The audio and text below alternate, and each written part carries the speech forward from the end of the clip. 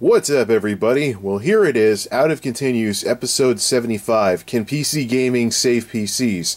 A show that I'm jokingly calling the Gabe Newell Special, because as you can guess from the Gabe Newell picture being used for the preview picture on the website, this entire show, or should I say at least the main discussion, but yeah, pretty much the entire show, was inspired by Gabe Newell's keynote speech from DICE this year. And we focused particularly on the part of his speech where he talked about emerging technologies that could help PC gaming do better versus consoles and other stuff and things along those lines. And since the show, I've actually been doing some experimenting with some of it. I heard him talk about in-home streaming, and I'm like, streaming? Really? Streaming through your house? Is that real? Oh, I had seen the features in Windows 7 that support streaming and media streaming and things like that for people with wireless networks and stuff, but I was like, really? Streaming? Could that really be viable? Actually, yes, it was. I did some experimenting with some free streaming programs and have actually taken in-home streaming for a spin since recording this show. So let's do a little recap of how I got everything working here. Now, I'm guessing that one of the reasons why people might have a hard time warming up to the idea of in-home streaming is because of what the term streaming tends to mean these days. For many people, myself included, the idea of streaming gets people thinking about, well, themes like this.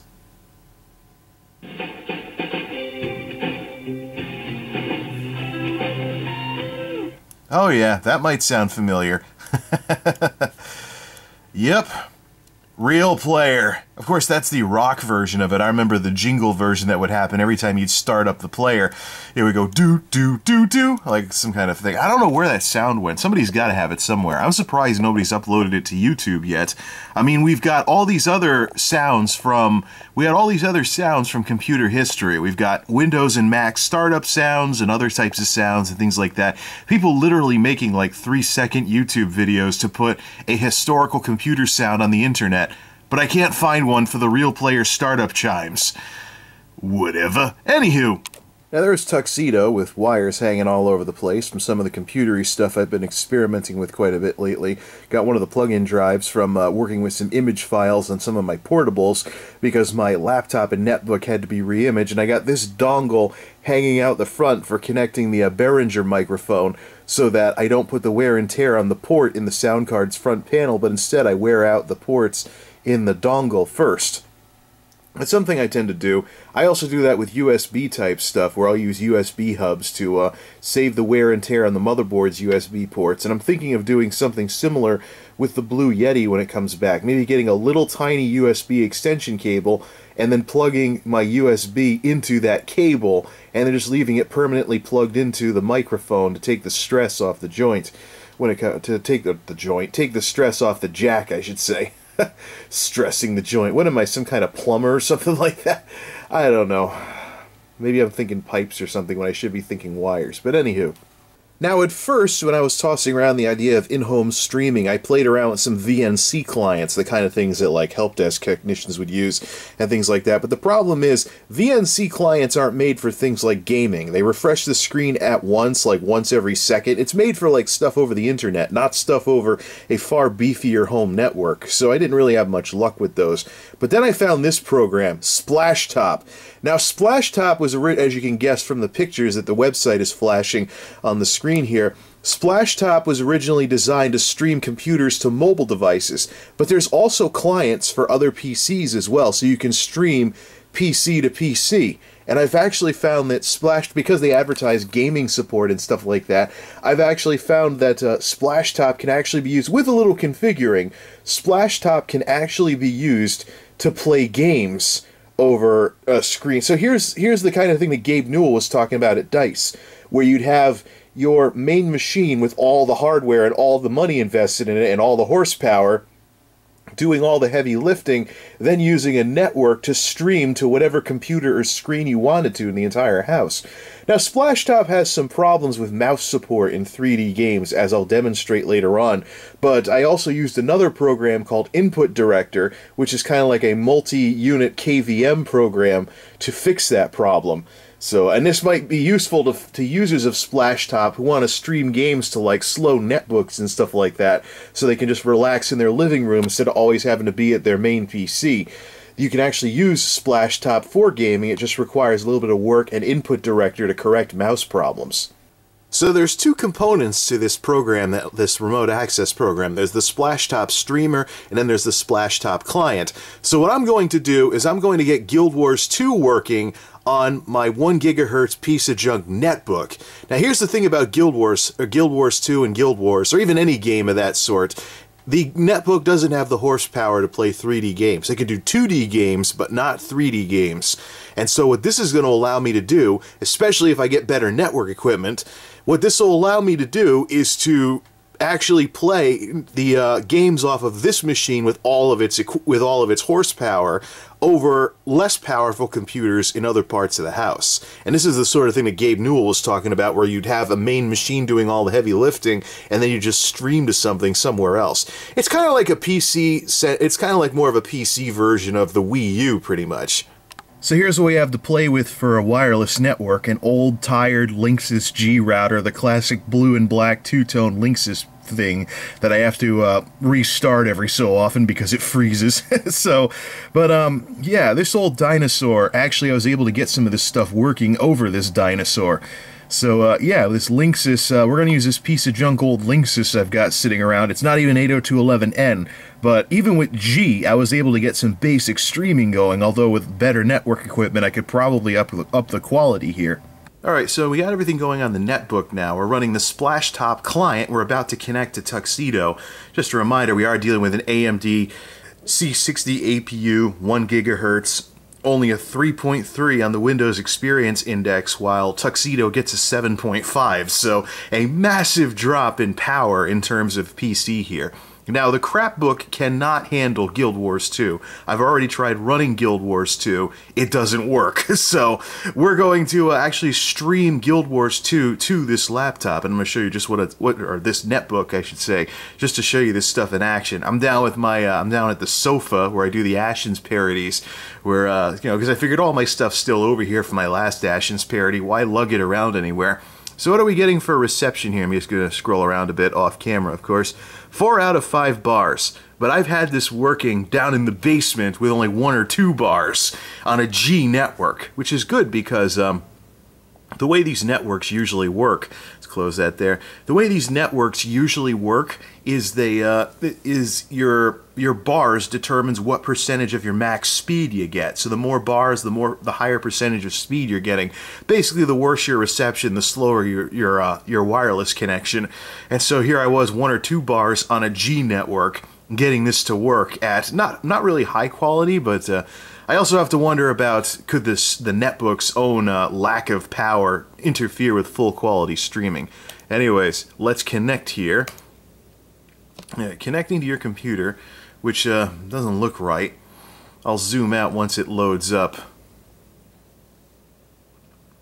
Ah, there it goes. This might look a little familiar.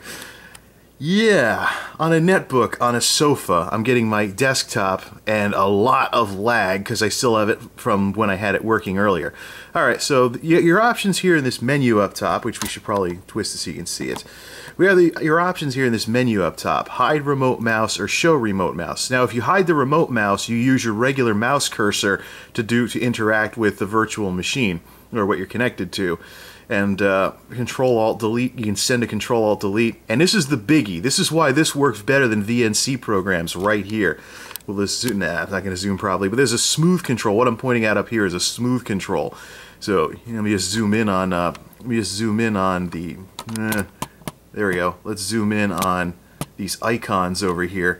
If I switch over to smooth mode, quality drops and it gets fuzzier, but my response gets better and I get less lag. So I think my network, and to an extent maybe this netbook, might be interfering with how this works. So let's open up like LibreOffice to show how you can actually read the text over this. So here I am actually loading LibreOffice like I'm connected to the machine. Let's do this in good looking mode here. Let's do text document. Networks is trying to check for updates. I know there's an update to networks available, blah blah blah. Alright, let's see. Let's go to... See, I'm getting a little bit of lag as I'm going around the screen here. So this is an issue. So there is some lag involved. I don't know if it's because of the network or the netbook, but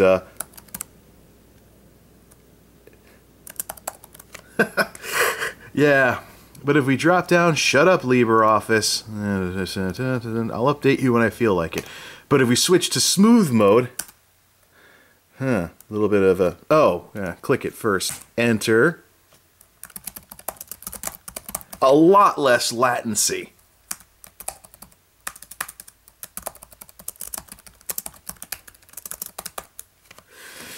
So, what does this mean? It means we have a lot less latency if we run something like Guild Wars 2. But there's one major problem, as we're going to see. I'm going to start up Guild Wars 2, and then I'm going to show you one of the problems with... first things first, we'll deal with the quality and stuff like that, show you the lag and the less lag and things like that.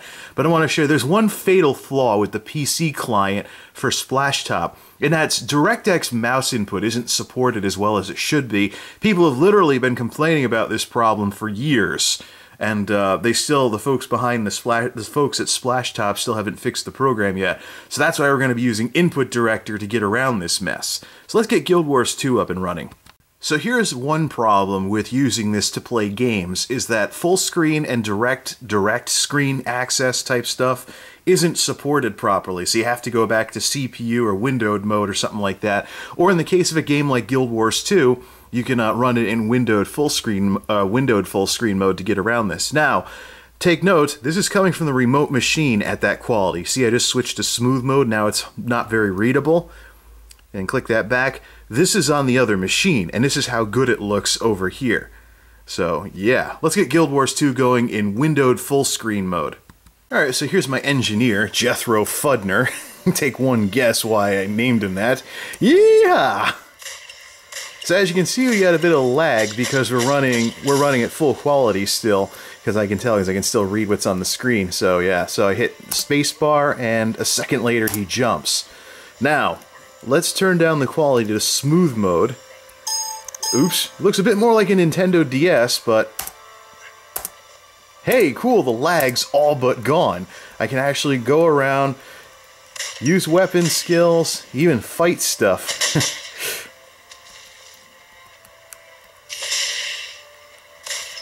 And this is, by the way, let's not forget, this is on a 1 gigahertz netbook.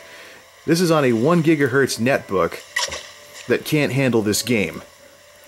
And I'm playing it like it's like a Nintendo DS version of this game from elsewhere in the house. Let's go fight something real quick before I show you the mouse problem. Now the mouse is working fine as a pointer, but if you try using it as a controller, you'll have problems. Let me just shoot that worm there. Yeah, see what I'm doing? Oh, aggroed another one. Can't use my mouse, so I'll show you why in a minute. But here we are. Again, this netbook cannot handle Guild Wars 2. And here it is running the game via streaming from the main system with almost the same graphics settings as I would if I was playing on the host. Oh yeah, that's a problem.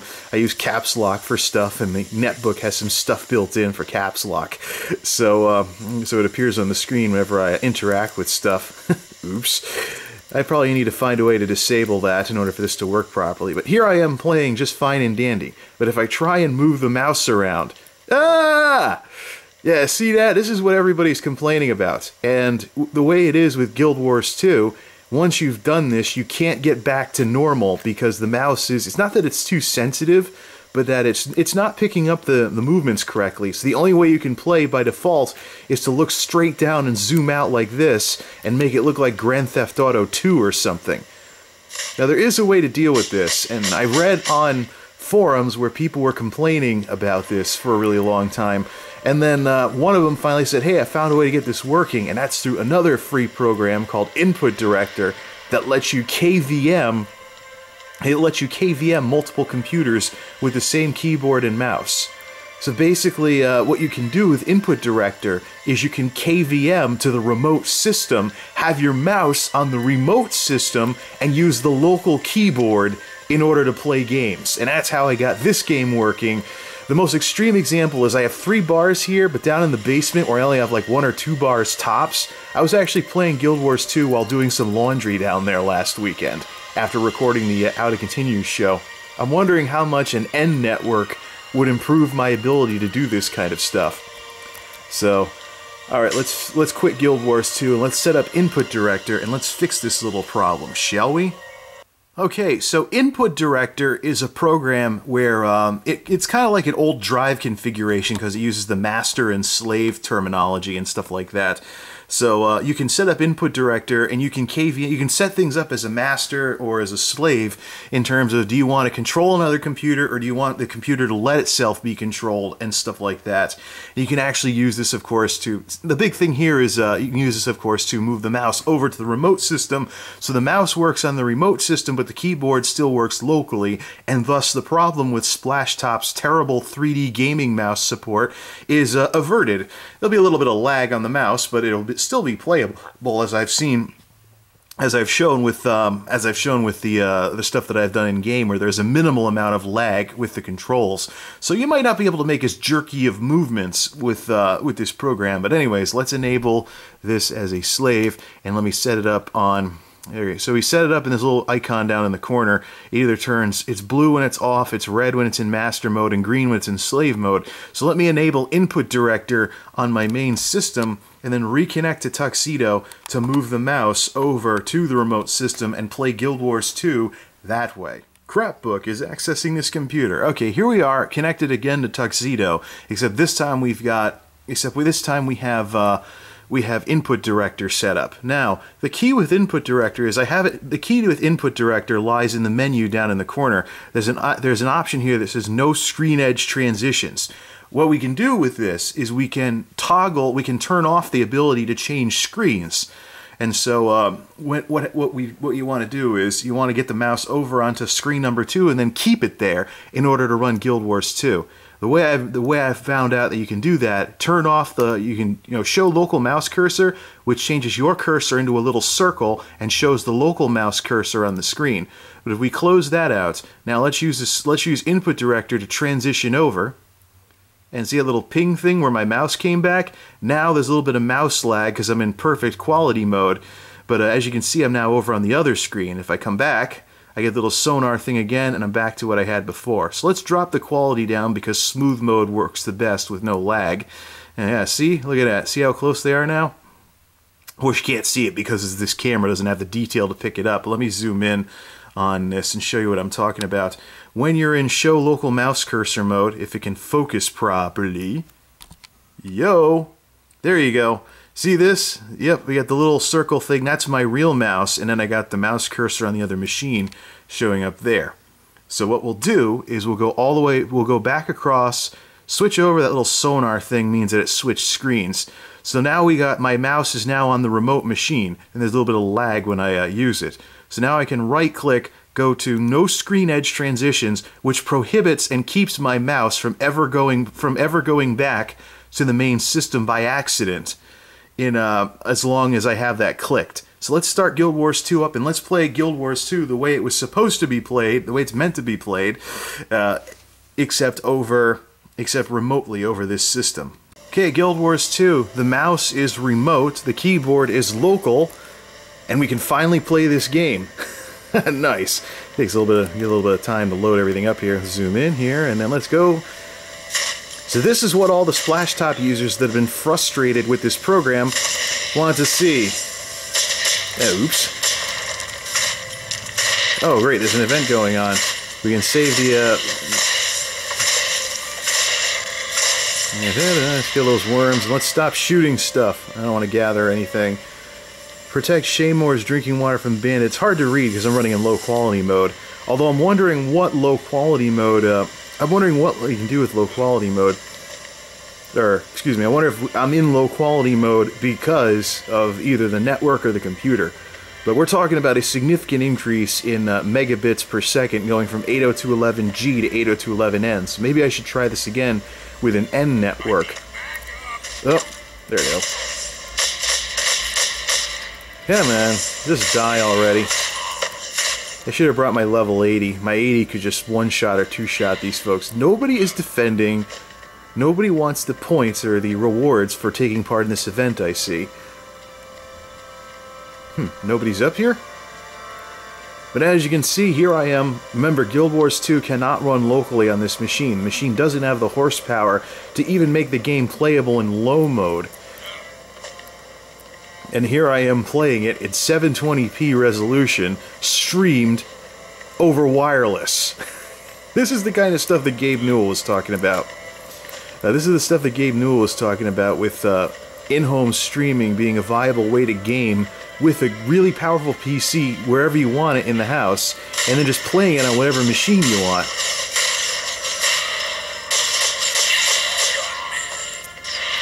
Granted, with the quality drop, it looks like a Nintendo DS version of the game or something like that, but you're probably not going to see the quality drop as much over the camera anyways.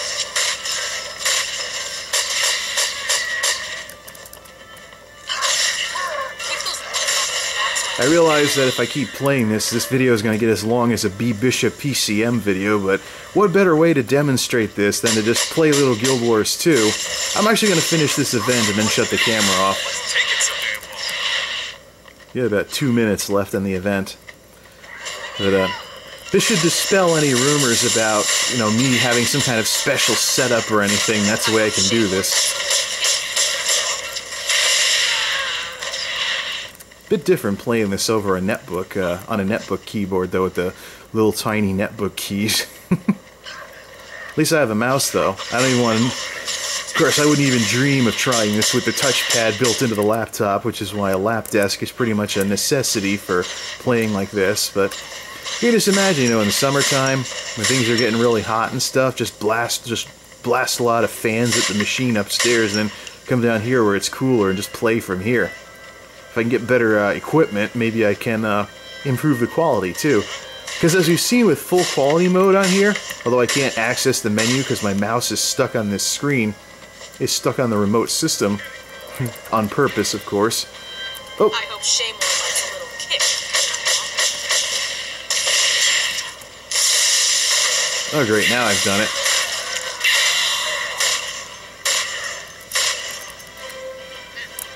Yeah, anyways, yeehaw!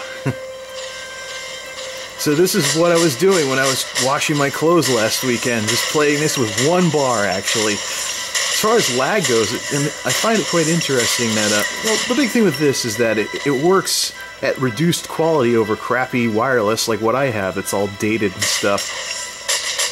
I wonder how much better things get. 30 seconds left in the event. How much better are things going to get if I upgrade to an N network, or just in some way improve like the wireless bandwidth, speed, and coverage that I have here? One more round of bandits as the clock ticks down to the 15-second mark. Yeah, the reason why I mentioned B Bishop PCM earlier is because he did a video where he talked about his video trivia table. Oh, echo. He did a video earlier where, yay, we won the event. He did a video earlier, he picked up this, he restored this video trivia table that, had from like the 80s and stuff, and he was talking about how, he finished the video with him just playing some trivia, saying, hey, you know, don't keep watching this video if you don't want to, but I'm just going to keep the camera rolling and just play some trivia. In this case, though, me rolling the camera like this has some actual practical, ooh, my buttons all work now. I can do the dodge roll with my side button. That's good. And I'm not going to help the farmer or keep his hay from getting torched. Obviously, the two events are simultaneous. The people up on the hill that just saved the water from being poisoned are now letting this guy's hay go up in flames. So... Alright, so back to town we go. You've just watched me play a decent chunk of Guild Wars 2, one event anyways, with only a slightly laggy mouse. The mouse is still just a little bit laggy, so you can't do any like sudden movements or anything. I wouldn't want a PvP with a setup like this, but in terms of leveling characters, doing events, I might even try a dungeon run with this setup, just to show that compared to other VNC programs, as long as you have a windowed full screen option or your machine has enough horsepower to play a game in windowed mode, because full screen mode isn't properly supported on this yet. Now let's go to the tavern just for the heck of it. Depends. You got the gold. Actually, no, let's not try to talk over these guys. So, yeah, I mean, This is quite viable, actually, and it makes me wonder what else I can do with this technology, with this remote access type stuff. Access tuxedo from piano and vice versa without getting out of my seat and walking over to the other machine and stuff like that. And so I'm going to do some more experimenting with this, because this is definitely something I should probably get some kind of a background in. So we'll do some more with this stuff later on. Until next time, this is MultimediaJay signing off. Thanks for stopping by. Time to make this guy dance. I still don't know where they got the idea for this dance type thing from. Well, gee, gosh darn it, I just shot up a bunch of bandits, now I'm gonna dance in town like an idiot. Alright, see you next time, folks. Actually, no, one last thing. How do I get my mouse back? Well, I turn off the no screen edge transitions, and then I just go right back over. Now here I am back on the local system. I can get rid of the remote mouse, and now my mouse is totally lag-free, and I'm free to disconnect from this system. So, okay, the real ending of the video. Till next time, this is MultimediaJay signing off. Thanks for stopping by.